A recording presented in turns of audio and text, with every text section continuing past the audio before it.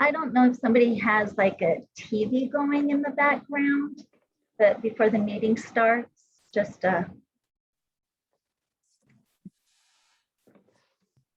thanks. Just helps with the recording.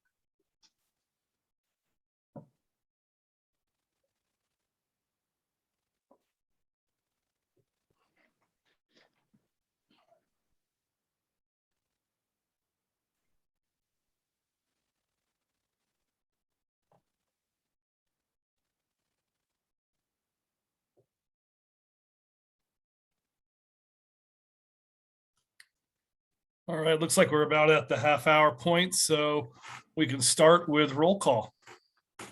All right, Chair Mark Husbands, Present. Vice Chair Christine Adams, Present. Monica Johnson is not present. Karen Miller, Present. Kate Truesdale, Present. Jim Woodward, Present. Stephen Young. Here. We have Council Member Steve Ward Here. and Inglewood School Liaison Gary Manfrey is not present. Staff, we have Director Christina Underhill, Open Space Manager Dave Lee, and Recreation Manager Allison Boyd. Right, thank you. Okay, thanks, Debbie. That leads us to the minutes. Do we have any comments or corrections on the minutes from October 14th?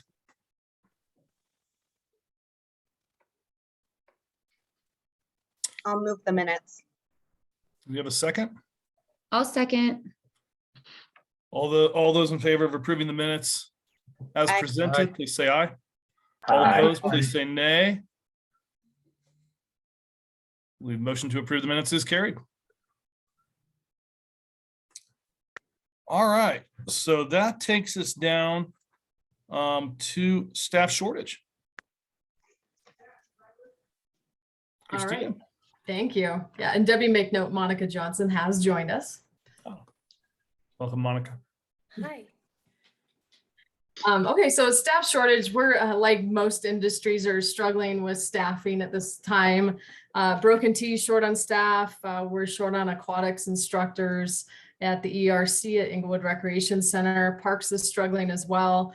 And then even the library with a full-time position is struggling to hire for security guards. So it's been ongoing and somewhat of a struggle. We are trying to get creative in how we hire people. The golf course is analyzing what their hourly pay is. We're noticing fast food chains are now paying $18 to $22 an hour with some benefits.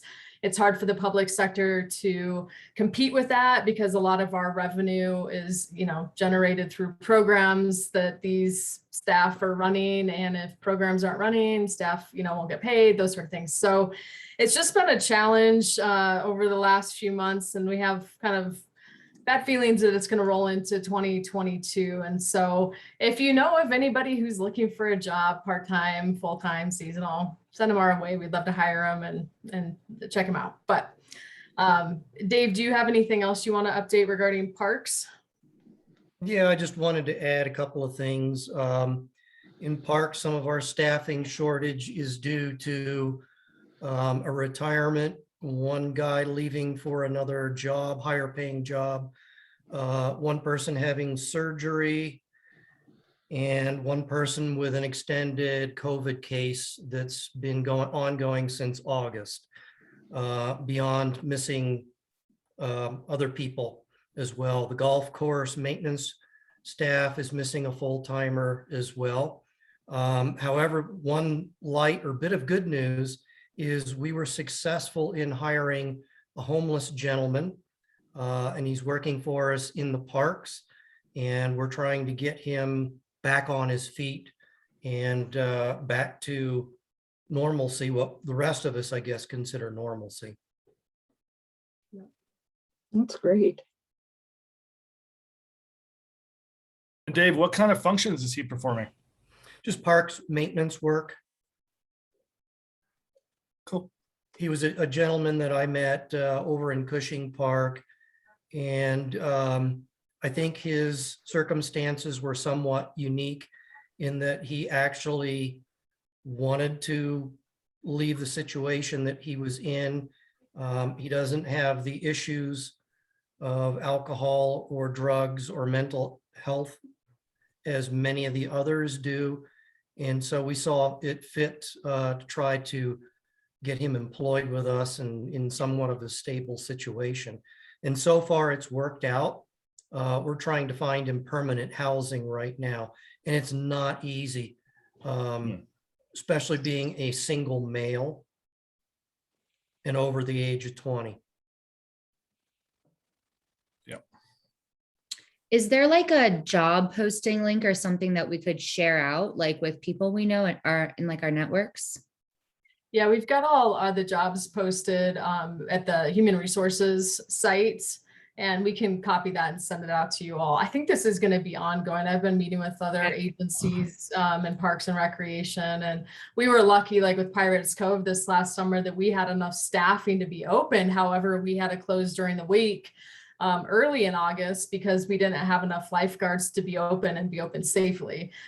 So other aquatic centers, some didn't even open over the summer because they could not hire lifeguards. And obviously you're not going to open just to bring in revenue if you can't keep it safe. So I'm hoping this is a trend that will change.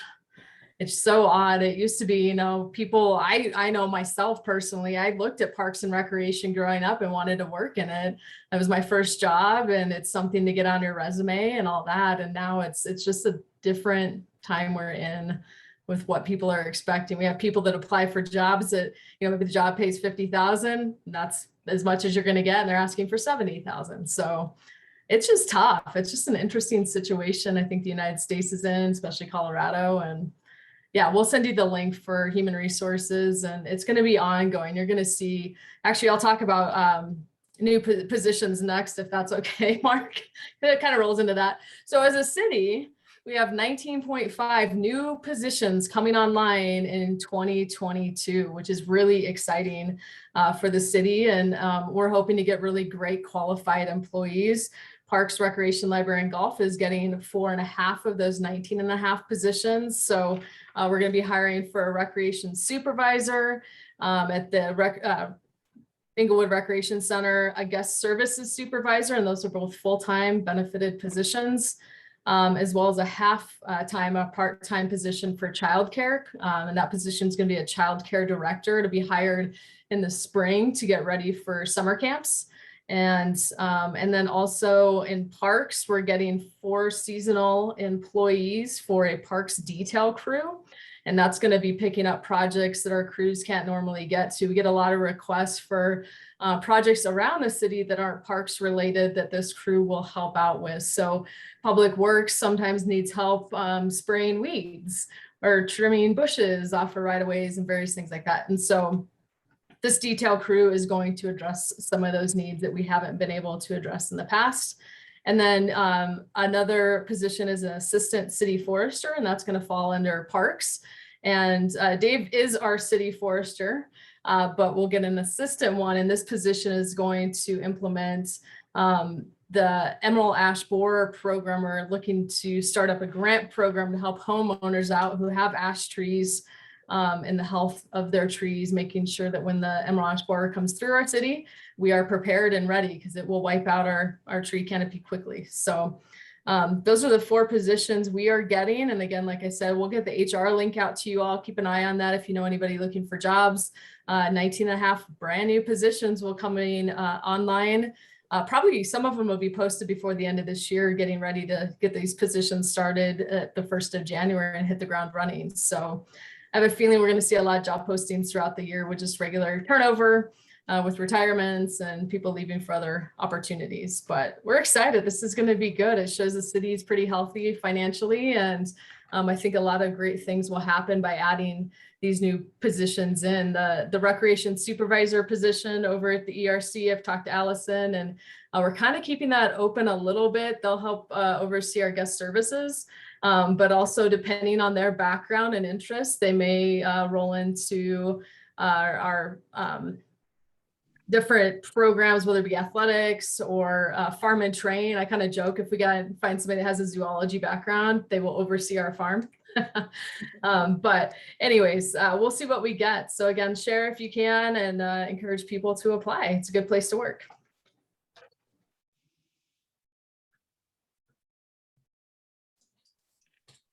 Anybody have any questions for Christina? All right, I'll keep going. We'll talk about the December meeting next. So as far as the agenda is concerned for this meeting, it's fairly light. We don't have any major projects coming up in December. Last year, we were dealing with off-leash dogs and headed to council with recommendations and next steps and all those other things. This year, we don't really have much, which good for us. But the question for all of you is, do you want to have a December meeting for the Parks and Recreation Commission? I personally don't think we need one. We don't really have any agenda items, and historically, I think that's one that we've usually skipped. So my 2 cents would be, I don't think we have anything pressing. So let's bypass December. I agree with that. I agree. Yeah, I wouldn't have any issue with that. I would just ask if something comes up that Christina, you or anyone else from the faculty thinks we need to know. Just honestly, you probably just summarize it in an email. Just send it out saying, expected notifications, and it's probably going to be like a half a paragraph at most. I would think that's more than acceptable. You got it. Okay. All right, that was easy. Anything else on that? We're going to skip December. We've done many times. All right. And then Jim, I think, won an election. Am I recalling that right? Yeah. But by a small margin, yes. Well, we just wanted to take a minute to recognize Jim and all the work he has done for this commission. He's also on the Maui Trust Fund. So if any of you are interested, Karen, Maui Trust Fund. Karen. I know he's asked you before, but Jim, we really appreciate all the time you spent with us and the ideas and the historical knowledge that you have. And I know that's going to continue on while you're serving on council. And we very much look forward to working with you on city council. Well, I Congratulations, Jim. appreciate that. And I would like to think that at some point I'll be back on the Parks and Recreation Commission. I believe, and I don't know, I need Debbie to even confirm it, but I think I've been on the commission since the late 90s with a 2-year break when the voters voted. I was on council and we couldn't continue as council members and citizen representatives on boards. So I've been on it for a while and I really enjoy it. I think Yeah, I'm sure you could convince Steve Ward to let you be the council rep for the Parks and Rec group, so you just never ever leave. You know what, Steve? I've been thinking about, or I haven't mentioned it to Steve yet, but I've sure been thinking about it. I think And I think we'll have that congratulations. discussion. I think Maybe a trade-off. I think a congratulations needs to go out to Steve Ward too, as he was reelected. Mhm. Yes. Great work, both of you. Yeah. And Just, Jim, just do us a favor and fight the good fight on this off-leash dog park thing. Never let it grace our doorstep again, please. Really? Oh, well, it comes to Parks and Recreation first. You know that. But I understand what you're saying. And Jim, we have some items that have been given for you from all our divisions in Parks, Recreation, Library, and Golf. And so Debbie has volunteered to get those over to you potentially tomorrow. So thank you. And we're glad you're not going anywhere. We're going to still see you all the time, which is great. Great, thank you. Jim, I'll follow up with you to see when you'll be home, so I can drop those off. Okay, thank you. All right. All right, well then, should we go on to Christina's item about off-leash updates and ordinances and things like that? Yeah, so the council did approve the off-leash ordinance, and how it falls is the hours are going to stay the same as they are now. So November 1st through February 28th, 29th, it'll be 6 a.m. to 11 p.m. March 1st, October 31st, 6 a.m. to 11 a.m. and then 6 p.m. to 11 p.m. The parks off leash will be Duncan, Jason, Northwest Greenbelt, and Canine Corral. Both Duncan and Jason will be getting fences put up. So like you've seen in the diagrams, it's pretty much stayed the same. We're working with the designer who is doing phase 2 of Jason Park, which will be the basketball court, picnic shelter, and restroom, to actually design the fence into it. So we're going through some of those preliminary designs currently.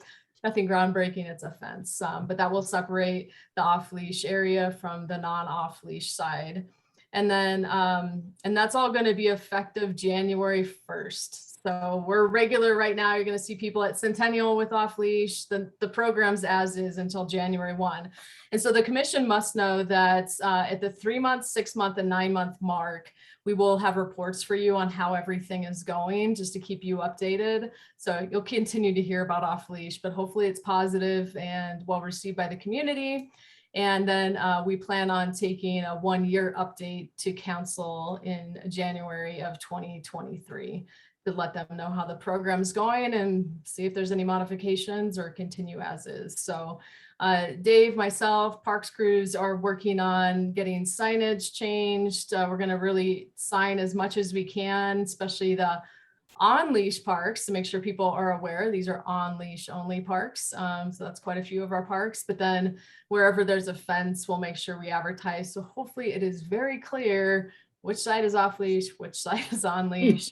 It'll be easier for our code enforcement and our park ranger to enforce as well if it's pretty obvious. So our ranger has started. I'll let Dave under staff's choice give a brief update on her. And any questions on off-leash? Yes, so the fences will be in place on January 1st.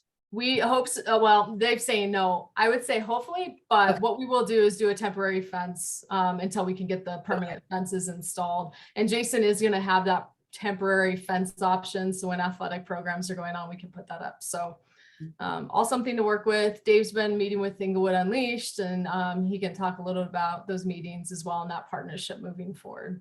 Awesome. Thanks. Kate, you got your wish and the hours were better. I don't know how. I don't know whether you gave them an angry face or something, but I guess they kept the hours the same. I just And don't. Christina, I also wanted to ask, I know that we had raised a concern about you guys having a decent amount of extra maintenance with that temporary fence. Would you be able to kind of semi-track what you guys actually spend on hours and maintenance for that, and just let us know at those quarterly marks? Because we really like to know if that's hogging a lot of you guys' time. Yeah, we definitely will do that. That is on the list of items to track. So yeah, I want to know that as well, because we may have to find a permanent solution, alternative solution if it's taking hours to do this. We don't want to task our park crews too much. And this may be something that seasonal detail crew can also do. So we're looking at all the options, but yes, we will definitely give updates on that. Yeah, I think Steve just made a really good point, because we know how much people really love data and facts around this topic. So I think anything that you can track that will help us as we see how the program progresses would be really great. Yeah, and we may bring code enforcement, Dave Lewis, to one of these meetings in the future. They have a new system in PD, and they're able to track much more efficiently. And if you caught some of the later meetings that he was presenting at, he mentioned that the old data, it was just impossible. They had to go case by case by case, and now they can sort through things much easier. So I think we're going to get much more accurate data moving forward. I wish we had it in the past, but we didn't. So moving forward, we know what we need to do to show data, which I think is great. Yeah, thank you. Christina, can you also remind me, the ordinance definition is that can be overturned by a council vote, or does that have to go to the public if that just gets arbitrarily removed? I'm going to pitch this to Councilmember Ward. He knows this like the back of his hand.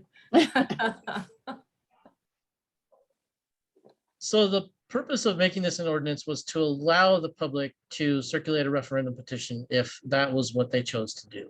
But in order to change it going forward, we would need to draft another ordinance affecting that change. So the ordinance goes into the Inglewood Municipal Code and is codified as an exception to the city's laws surrounding dogs. And it specifies the parks where dogs can be off leash. Okay, but it can entirely be done by city council at, more or less at nauseum whenever you guys want to at a meeting, if something happens. That's correct. There's just a separate Okay. process for an ordinance to go through. It has to go through a first reading and a second reading, and public notice has to be published, as opposed to a resolution, which only has to have one hearing. Thanks. So currently we have a resolution and an ordinance in place. The ordinance is a little bit different, which the attorney made changes to, which was really to the benefit of Parks and Recreation professionals, because they removed some of the rules and that sort of thing, which are the job of the city manager or Parks and Recreation through the city manager. So to actually change it via ordinance, you're looking at, as Steve said, the first and second reading, probably a study session or two before that.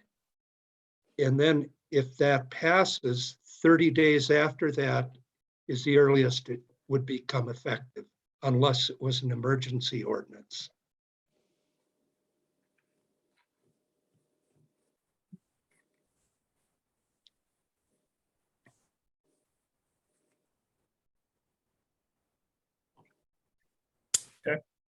Any other questions about that topic? Dave, it sounded like you had a related issue that you were going to bring up as staff's choice. Yes, as Christina alluded, Stacy Kenny is our new park ranger. She started last month and she's out patrolling. She's also working on fitness gyms that are using our parks without permit.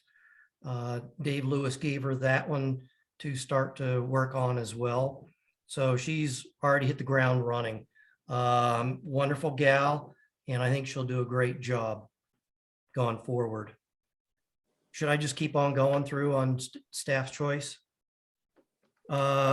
Jason Park, we were awarded a grant back in August, I believe it was.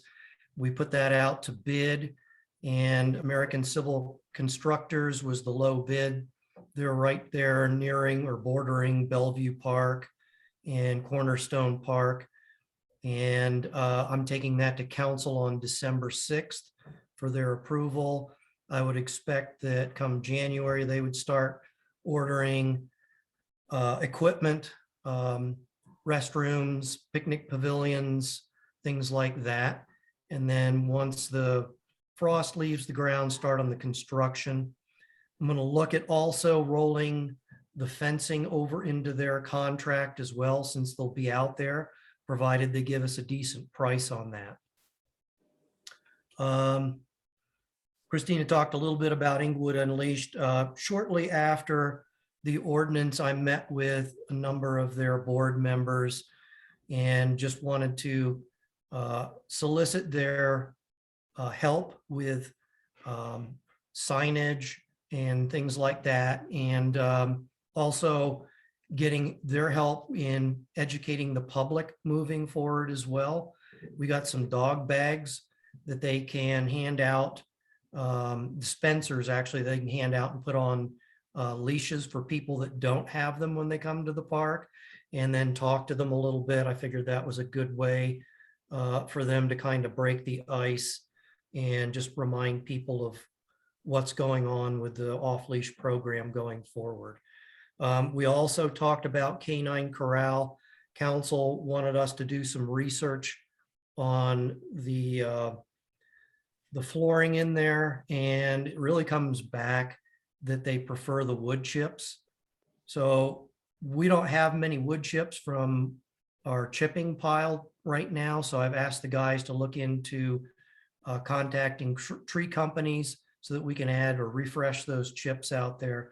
I think we also need to do some more raking out there. I see a lot of them right up against the fence, and it's like 8 to 12 inches deep right along the fence. So we'll move things around and get that area ship shape again. That's really all I've got. And then I'll just add November 30th, it's a Tuesday from 5 to 7 p.m. We are going to have a skate park open house, more or less, at the Civic Center on the 3rd floor lobby to invite individuals to come in and give us some feedback on the skate park designs. We don't have those in hand yet, but we are going to have a web page you can follow and comments on what you like, what you'd like to see at the skate park, as well as posting our 3 park renovation projects, and actually 4 with Jason coming online. We'll have that on there as well, so people can follow along our renovation process and see what's going on as far as park renovations are concerned. So again, the skate park open house will be November 30th, 5 to 7 p.m. at the Civic Center. If you're interested in attending, just to hear what our local skaters want to see in Cushing Park, come on by. And then also a reminder, we have Holiday Express coming up on December 3rd and 4th and 10th and 11th down at Bellevue Park at Farm and Train. So tickets are on sale. I've heard we've had quite a few time slots sell out already. So if you're interested, get those tickets soon. And then also on December 4th is our annual tree lighting at the roundabout area at the Civic Center campus. And that tree lighting is happening at 5 p.m. is when the tree's going to get lit, but the event is going to have various vendors. You can do some holiday shopping and some food, and the event runs from 3 to 7 p.m. So that rounds out our year. We're excited about that, and we're looking forward to a successful event year in 2022. Tony, our events coordinator, is working very hard already on planning everything event related for next year. So should be good times, and hopefully no COVID restrictions. That's been a challenge this last year. We've experienced it with the 4th of July. We are going to hit the ground running next year. Everything is full force. So we don't expect any cancellations or any restrictions next year. Thanks, Christina. Any other questions for Christina? Yes, what was the date on the tree lighting? December 4th. It's a Saturday. 12/4, okay. And Jim, you'll probably get a formal invite for all the council members to attend. Okay. And I had one other question. I missed the meeting that they discussed and that council discussed and decided not to do anything at Cushing with regard to an off-leash park. Can you or Steve or somebody address that? I just am curious to know what happened and what the vote was like.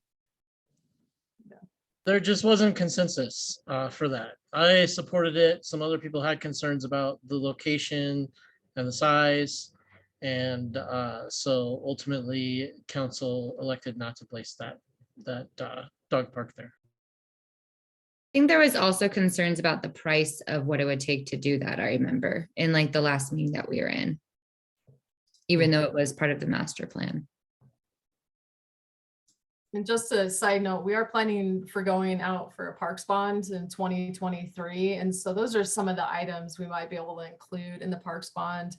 And as we renovate parks too, Miller Field comes to mind of possibly adding a fenced dog park there. And so it's something we can consider moving forward as we renovate parks, is actually putting in fenced areas like we have at Canine Corral.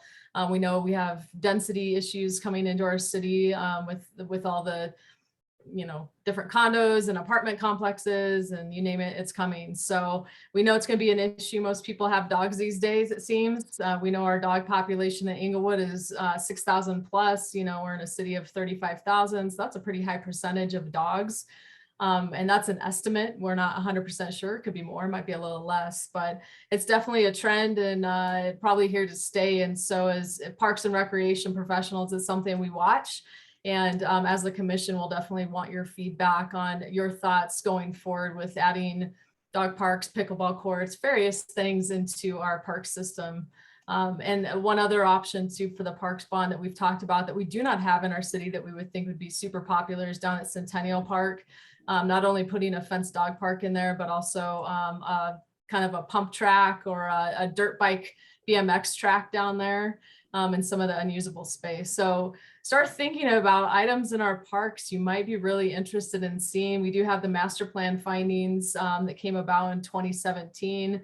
Dave and I have talked about maybe doing an update to the master plan as we move closer to going out for a bond so we can get some better pricing too. I think our pricing isn't quite accurate as all of our bids that have come in on projects have come in significantly higher than estimated. So anyways, start thinking about that. Take December's meeting that we're not having and think about parks bond and what you want to see in our parks.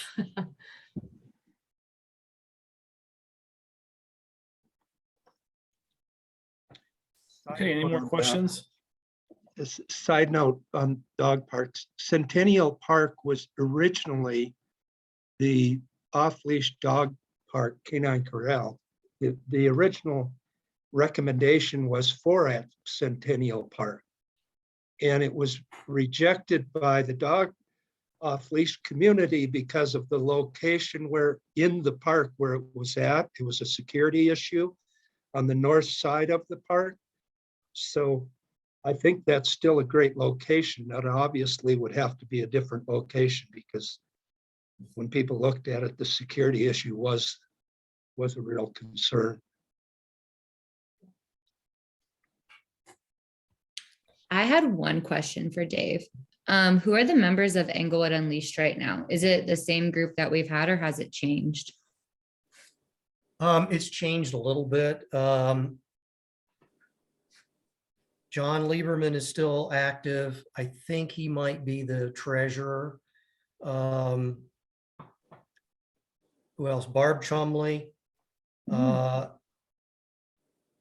Steve. Brenda Hubka Brenda is the Hubka president. is the president. Doug Abramowitz is on there. I think that's about it. Some of them are a little bit more active than others. Brenda seems to be pretty active. John, when you call on him. Steve. Yeah, it sounds like it's back to like kind of the original crew a little bit. Yeah, and Barb Chumley's kind of helping him out since she really has a lot of years and a lot of experience. Yeah, that's good. Thank you.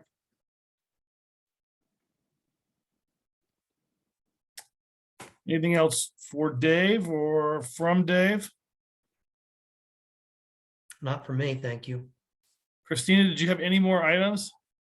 Not tonight. Allison's on here too. don't know Yeah, I if saw that. Allison- Allison, have you got anything for us? I wanted to thank Jim for all the work he's done with the Malley Trust Fund and the Parks and Rec Commission. That's one of the reasons I wanted to be on here. So I do appreciate everything that you've done. You've been a big help and for the city. So proud of you. Thank you. Appreciate it. Thanks, Allison. One more thing, the Malley, Christina, I kind of blipped out, but I wasn't sure if you said anything about the bazaar at Malley last weekend. Nope. There was about 1,600 to 2,000 people that went through for the craft fair. So it's a huge event.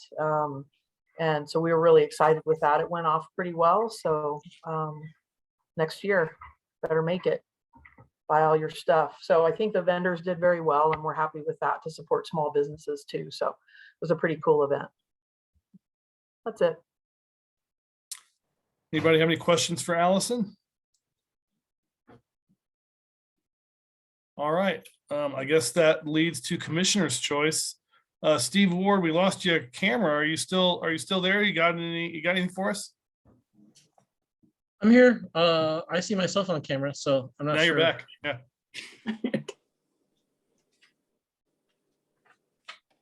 Nothing to report. Okay, thanks. Karen. I just want to wish everybody happy holidays, Merry Christmas, Happy New Year, and hopefully things will be better next year. Okay, Stephen. All good. Kate. Nope, I don't have anything. Jim, any last items? No, just really appreciate being on this board and I'll keep my eye on it and Great. be. on Monica. constant Oh, sorry, support. Jim. Did you have? Good. Yep.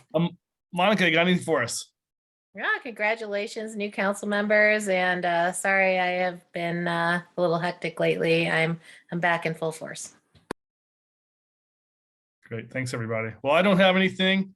Yep. Congratulations, Steve and Jim, on the election outcome. I know that's nice to have it behind you, and now you can plan out these terms. Yeah, Jim, we'll miss having you here. That's for sure. Anybody else got anything? Well, then I think we can call this meeting adjourned and we will all talk again in January. Bye, guys. Happy holidays. Bye. Bye. Nice. Bye.